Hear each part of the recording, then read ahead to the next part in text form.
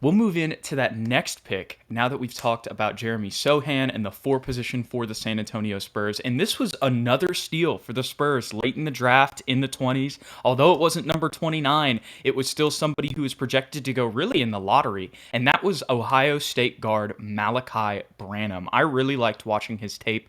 Not the Hmm. most flashy guy of all time, although he did have that one poster on there over like 2 dudes with his left hand, which was crazy. But still, just seems like he does everything right. Maybe not everything, might be an exaggeration, but seems to make the smart play the majority of the time. He's a 42% three-point shooter. He's definitely a bucket from out there, which is great because if we can have an off-ball shooter like him, although he showed that what I'm about to get into is he can drive inside and score two off the dribble, which I really liked. Has a lot of aggressiveness driving Hmm. to the rim as well. But having someone who can just automatically come in and be a catch and shoot, solid defender, played for a good college program, and on top of that is aggressive driving to the rim. Just really seemed like a solid two guard watching his tape, Ethan. What do you think?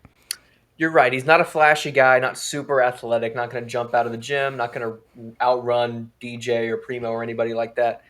But he's a solid three-level scorer. He can score from all Yes. positions. He can get into the. He's got a nice bag too. So he's kind of got some DJ and Demar, like where he can kind of get in that post as a guard, which is uncommon in today's NBA, and kind of make plays happen for himself off the dribble, which is nice to have. You mentioned he's a great three-point shooter, which is always great in today's modern NBA. Lackluster defender, maybe, but he's got the body type. He can get better at that, especially in the Spurs system. I'm not necessarily worried about Yeah. that, but that's not one of his pros necessarily. I'm But not if you trying to come to over. San Antonio, you're going to play defense. Yes, yes. I'm just trying not to overinflate what is not necessarily his Yeah. specialty at this point. What his specialty is at this point, and what I can see possibly coming from him, is one of those guys that can come off the bench and provide that scoring that we desperately need when DeJounte goes to the bench.